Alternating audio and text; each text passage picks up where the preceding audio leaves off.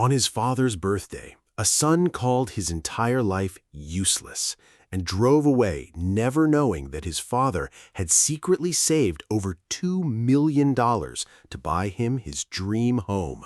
One sentence changed everything forever. Stay with us until the end, and don't forget to subscribe to the channel for more powerful and life-changing stories. I turned 72 on a quiet Sunday morning. The sunlight spilled softly across my dining room table as I placed the last plate beside the birthday cake. There were no expensive decorations, no luxury gifts waiting for me, and honestly, I never needed any of those things. Having my family around me was always enough.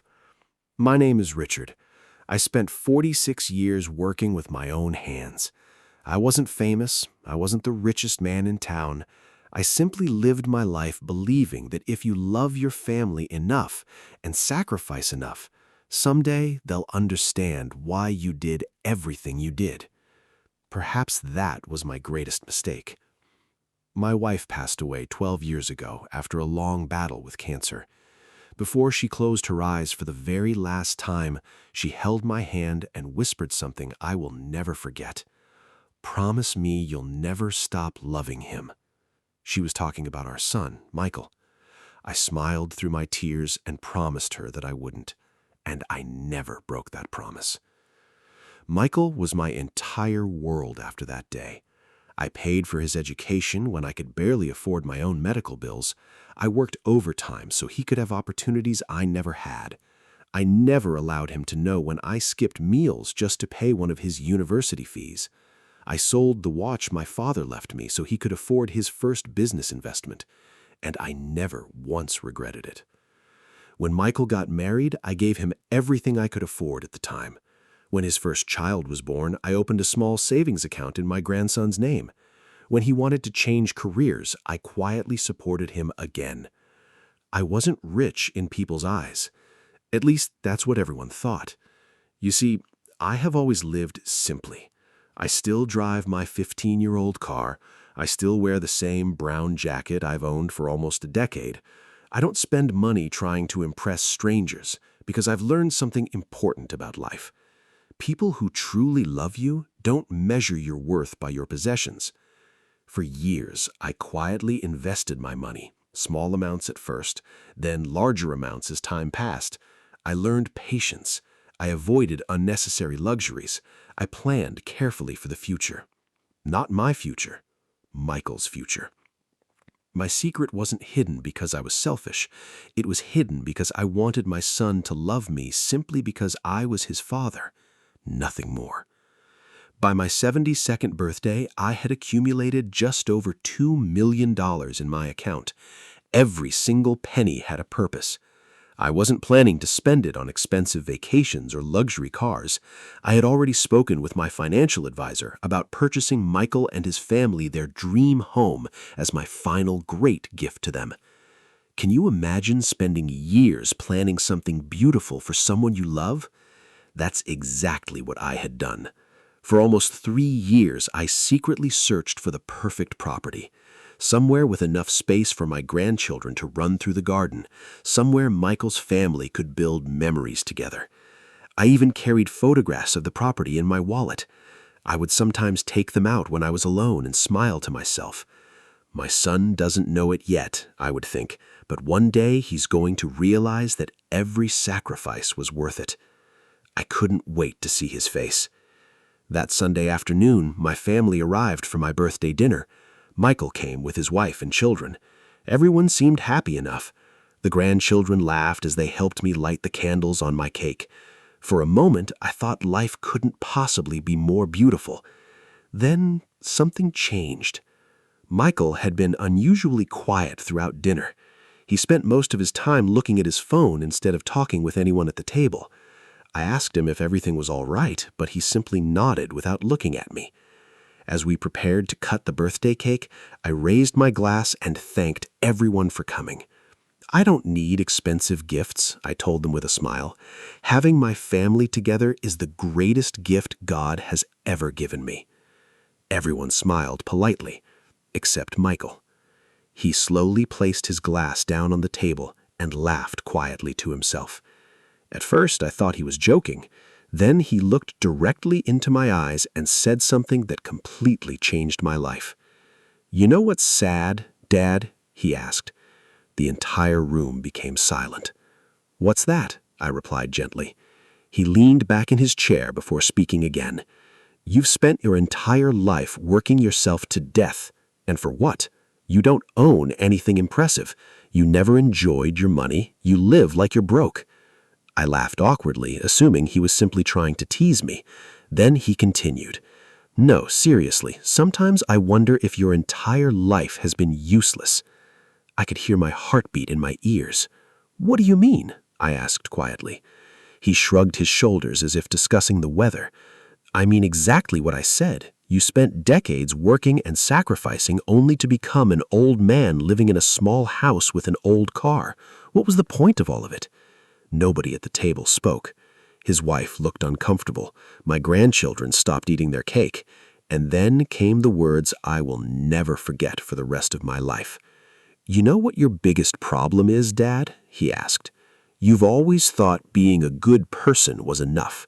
It isn't. Success matters. Money matters. Building something meaningful matters."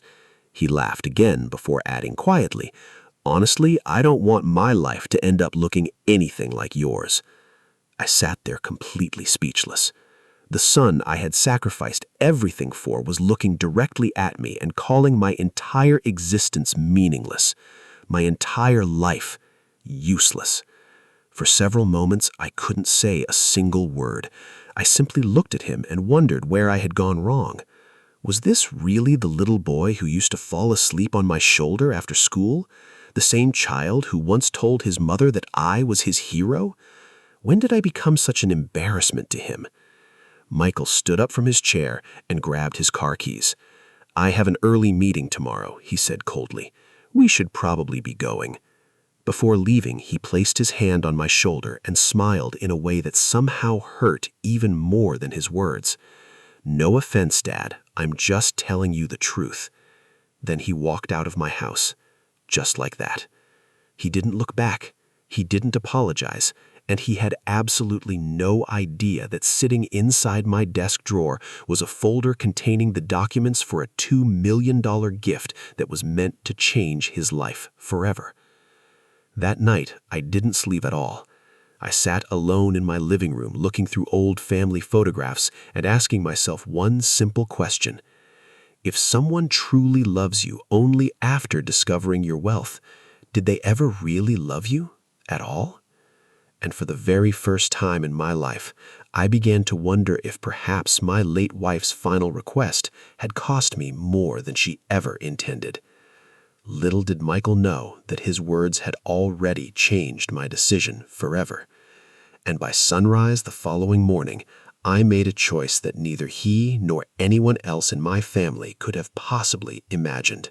That night, after Michael left my house, I remained seated at the dining table long after everyone else had gone home.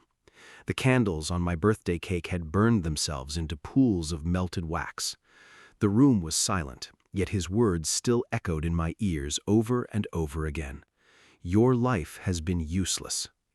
I have been called many things throughout my life. I have been called stubborn, old-fashioned, and even foolish for putting my family before myself. But never, not once, had anyone looked into my eyes and told me that my entire life meant nothing, especially not my own son. I slowly walked into my study and opened the drawer that contained the folder I had protected for nearly 3 years. Inside were documents for the house I planned to buy for Michael and his family. There were investment records, financial statements, and a handwritten letter I had spent 6 months writing. The letter began with 5 simple words. "My son, I am proud of you." Reading those words broke something inside me. How strange life can be. I spent years preparing that letter, believing it would become one of the happiest moments of my son's life. Yet only hours before, he had told me that my life was worthless. I sat there until almost sunrise, asking myself questions I had never dared to ask before. Was I helping my son, or was I rewarding his behavior? Was my love making him a better man, or had I unknowingly taught him that my sacrifices would always be waiting for him, regardless of how he treated me? Perhaps parents make this mistake more often than we realize.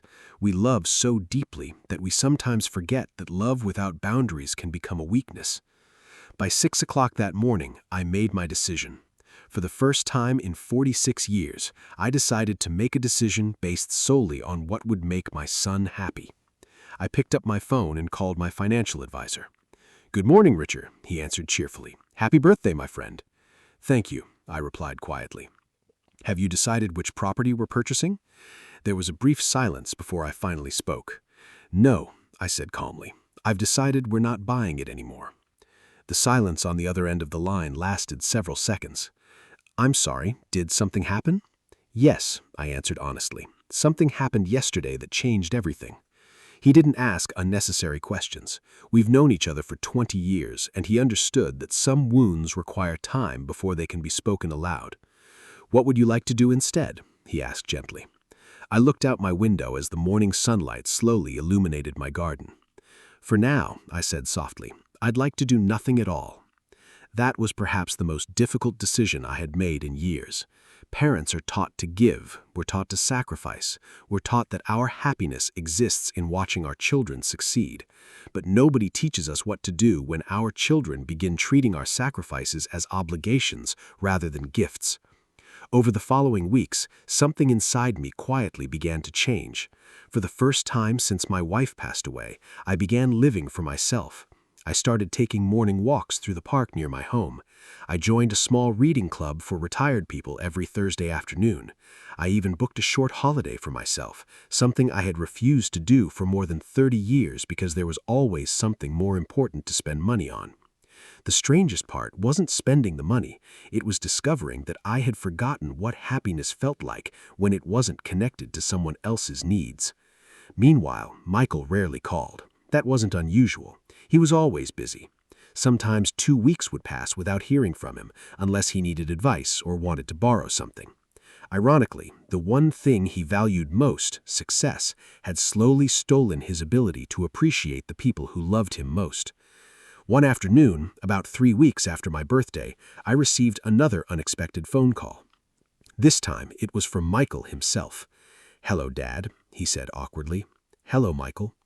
I was wondering if you're busy this weekend." "No, why?" "I wanted to talk about something." I quietly waited for him to continue. "You know the investment opportunity I mentioned a few months ago?" Of course I remembered. He had asked for financial advice at the time. "It's finally happening. The returns could be incredible."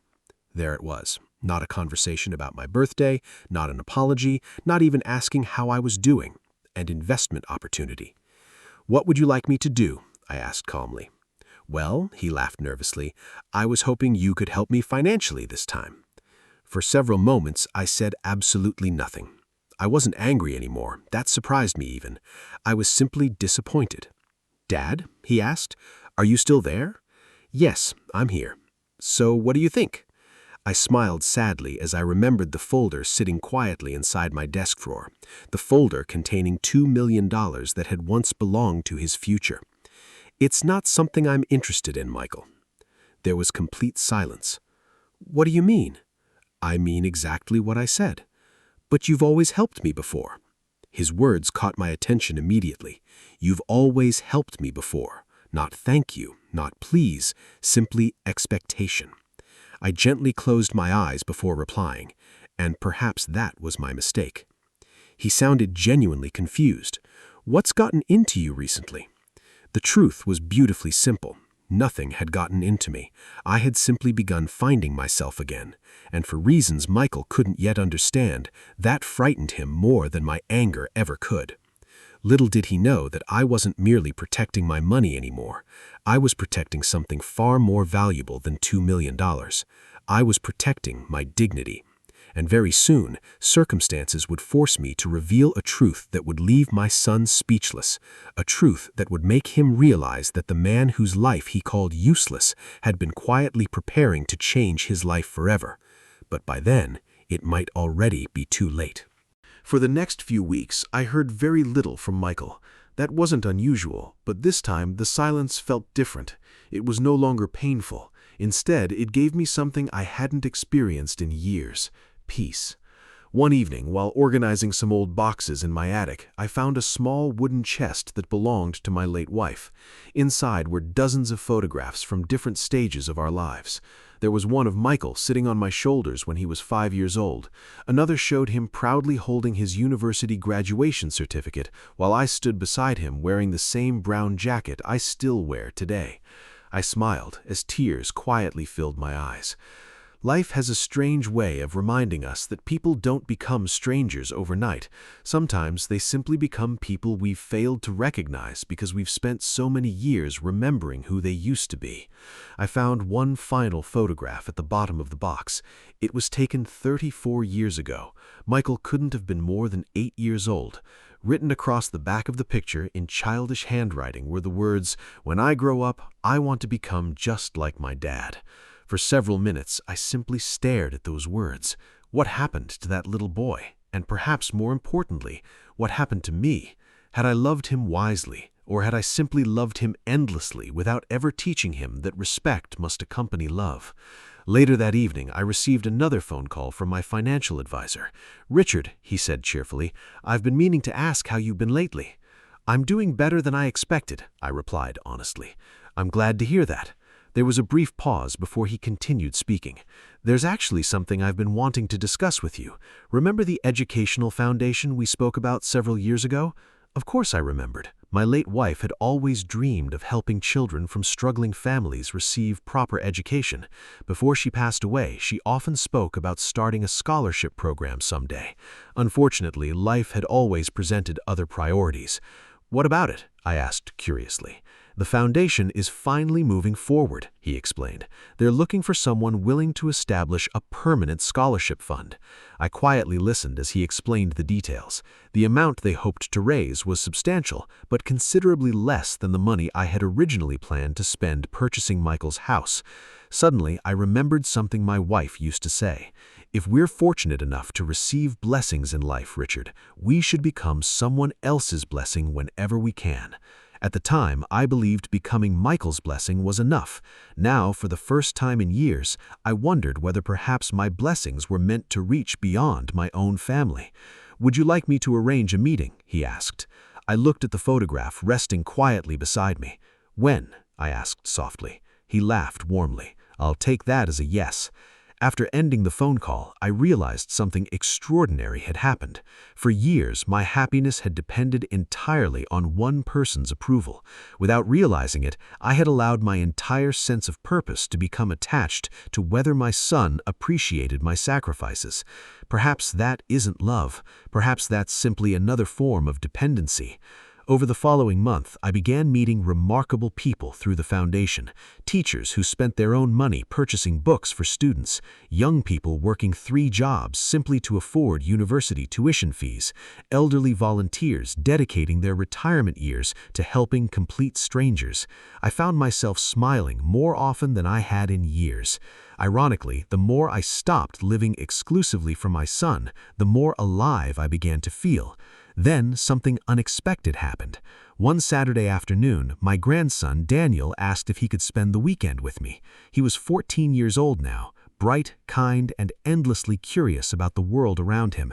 "Grandpa," he asked as we sat fishing beside the lake that afternoon, "can I ask you something?" "Of course."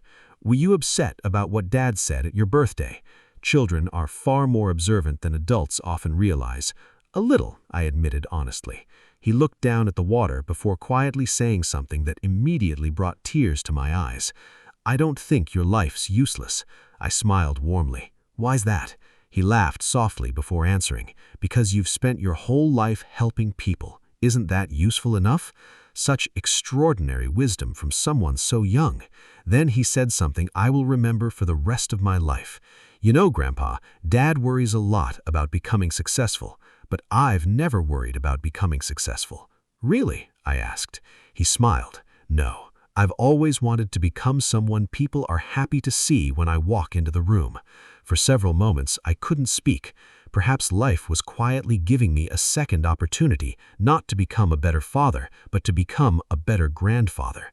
That evening, as I tucked an extra blanket over Daniel while he slept in the guest room, I found myself whispering the same words I used to say to Michael decades ago. "I'm proud of you." Several days later, Michael called unexpectedly. "Dad, I heard Daniel spent the weekend with you. Yes, we had a wonderful time together." There was another brief silence before he asked, "He's been talking a lot about you lately." I smiled quietly. "That's kind of him." "Dad," suddenly he asked, "can I ask you something?" "Of course. Have I done something to upset you?" The question surprised me more than he could possibly imagine. "No, Michael, you've simply helped me understand a few things about myself." "What things?" I thought carefully before answering. For most of my life, I believed love meant always saying yes, and I was wrong. The silence that followed felt heavier than any argument we had ever shared. "You've changed recently," he admitted. "No," I replied gently. "I've simply remembered who I used to be before I forgot that my life mattered too." For the first time since my birthday, I heard uncertainty in his voice. "Dad, are we okay?" Such a simple question. Were we okay? I wasn't entirely sure anymore. "We're family, Michael," I answered honestly. Family always has hope. After ending the call, I realized something important. Forgiveness and trust are not the same thing. One can be given immediately. The other must sometimes be earned slowly over time. 2 weeks later, I attended my first official meeting regarding the Scholarship Foundation. After listening to several presentations, I quietly informed them that I was seriously considering making a substantial contribution. The chairman smiled warmly before asking what inspired my decision. I laughed softly before answering. Life reminded me that sometimes the greatest investments aren't measured by what they return to us, but by what they become for others. Little did anyone in that room realize that I was speaking about much more than money. Meanwhile, Michael remained completely unaware that my future plans had changed dramatically. He still didn't know about the $2 million resting quietly within my investment accounts. He didn't know about the property documents that remained locked inside my desk drawer. And he certainly didn't know that every decision I made moving forward would determine whether that money remained within our family or became something capable of changing thousands of lives. Most importantly, he still didn't understand that wealth isn't merely money sitting inside a bank account.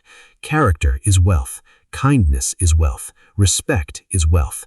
And unfortunately, these are treasures that cannot simply be inherited. Sooner than either of us expected, Michael would accidentally discover the truth about my secret fortune, and when he finally learned what I had once planned to give him, his reaction would shock not only me, but everyone who witnessed it. By then, however, another decision would already have been made, one that neither apology nor regret could easily change. And for my son, that would become the most painful lesson of all. 3 days after my meeting with the Scholarship Foundation, I received an unexpected visitor at my front door. It was Sarah. She smiled warmly as I invited her inside. In her hands was a small basket of homemade cookies, the kind my late wife used to make every Christmas. "You've been spending too much time alone lately," she joked gently as she sat down beside me. "I've actually been enjoying my own company recently," I replied with a smile. For the next hour, we talked about life, family, and my grandchildren. Then her expression suddenly became serious. "Dad?" she asked softly. "Can I ask you something honestly?" "Of course." "Did Michael really hurt you that much?" I didn't answer immediately. Pain has an unusual way of changing over time. At first, it feels unbearable. Then it slowly becomes understanding. Eventually, if we're fortunate enough, it becomes wisdom. "He didn't hurt me because of what he said," I finally replied. "He hurt me because of what his words revealed." "What do you mean?" "When someone tells you who they are, you should listen carefully." Sarah lowered her eyes before quietly saying, "He wasn't always like this." "No," I smiled sadly. "Neither was I." She looked confused. "For years," I continued, "I confused sacrifice with responsibility. I kept giving because I thought that was what fathers were supposed to do. Perhaps I forgot that teaching gratitude is also part of being a parent." For several moments, neither of us spoke. Before leaving, Sarah stopped at my front door and quietly said something I never expected to hear. "He's been struggling financially recently." I was surprised. "Why didn't he tell me?" She smiled sadly. "Because he's proud, Dad. Sometimes too proud." After she left, I found myself wondering whether Michael's harsh words on my birthday had been caused by arrogance or by disappointment in his own life. Sometimes people hurt others because they're hurting themselves. Still, pain may explain behavior, but it doesn't excuse it. 1 week later, fate quietly intervened. Michael visited my house unexpectedly while I was attending another meeting at the Scholarship Foundation. I had asked him earlier that morning if he could collect a few documents for my study that I needed for the meeting. He agreed without hesitation. Unfortunately, or perhaps fortunately, I forgot to tell him which drawer contained the documents. As he searched through my desk, he found the folder, the same folder I had protected for nearly 3 years. Inside were the property photographs, investment documents, financial statements showing over $2 million, and finally, the handwritten letter that began with the words, "My son, I am proud of you." Later that afternoon, my phone rang repeatedly during the meeting. Michael had called 11 times, then 12, then 15.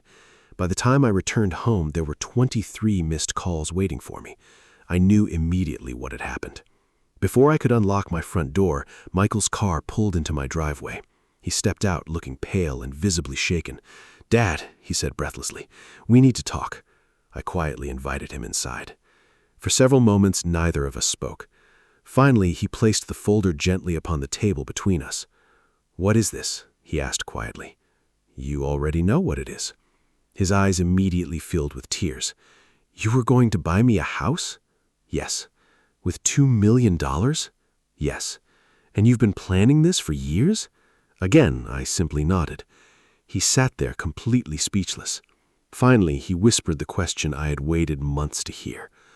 "Why didn't you tell me?" I smiled sadly before answering, "Because I wanted it to be a gift, not an expectation." Tears slowly rolled down his face as he struggled to speak. "I'm sorry, Dad," he whispered repeatedly. "I'm so sorry." It would be easy to tell you that hearing those words immediately healed my broken heart. It didn't. Some wounds require more than apologies. They require time. "I called your life useless," he continued through tears. "And all this time you've been sacrificing for me." "No," I corrected him gently. "Not sacrificing for you, loving you. There's an important difference between those two things. Love should be freely given. Sacrifice should never become expected." He looked down at the handwritten letter resting before him. "You are proud of me," he whispered quietly. "I've always been proud of you, Michael." "Even after what I said?" I smiled softly. Being disappointed in someone isn't the same thing as stopping loving them. For the first time in months, I saw my little boy sitting before me once again. Not because he had discovered my money, but because I finally saw genuine shame in his eyes. Then came the question I knew was coming. "Can I ask what you've decided to do with the money now?"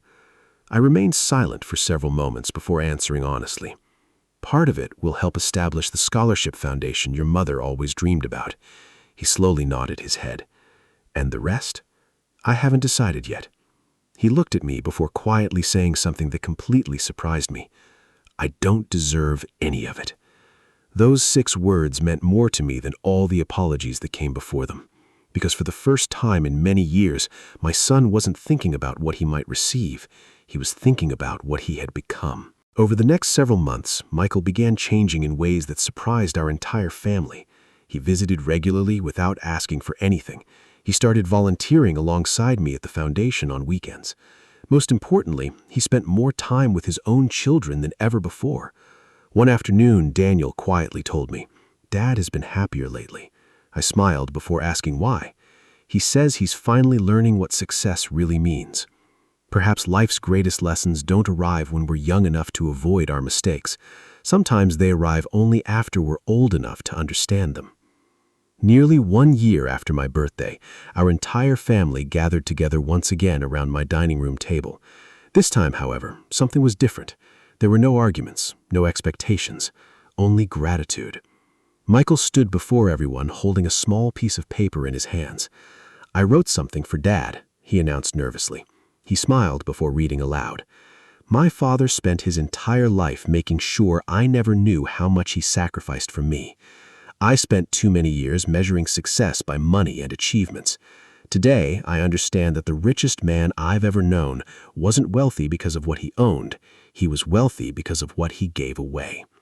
By this point, there wasn't a dry eye anywhere at the table. Then he looked directly into my eyes before saying the words I had unknowingly waited my entire life to hear. Dad, your life was never useless. My understanding of it was. At 73 years old, I discovered something extraordinary. The greatest inheritance we leave our children isn't money, it's character, it's kindness, it's humility. Money can purchase houses, but it cannot create homes. Wealth can open doors, but it cannot teach gratitude. Success can earn admiration, but only love earns remembrance. People often ask whether I eventually gave Michael part of my fortune. The truth is beautifully simple. Yes, I did. But not because he was my son, because he became the kind of man my son was always meant to be. The Scholarship Foundation now helps hundreds of children every year. Michael volunteers there regularly with his own children beside him. And every Christmas, we place my late wife's photograph upon our dining room table, because in many ways, she was responsible for teaching us all what truly matters. As for me, I still drive my old car, I still wear my brown jacket, and I still live in the same small house, because I finally understand something that took me 73 years to learn. A meaningful life isn't measured by what remains in your bank account when you're gone. It's measured by the lives that are better because you were here. And if you're fortunate enough to have people who love you for who you are rather than what you own, then perhaps you've been wealthy all along. Thank you for listening to my story. If there's one lesson I hope you carry with you today, let it be this. Never call someone's life useless simply because you cannot see the sacrifices they've made in silence. Some of the richest people you'll ever meet don't carry their wealth in their pockets. They carry it quietly within their hearts.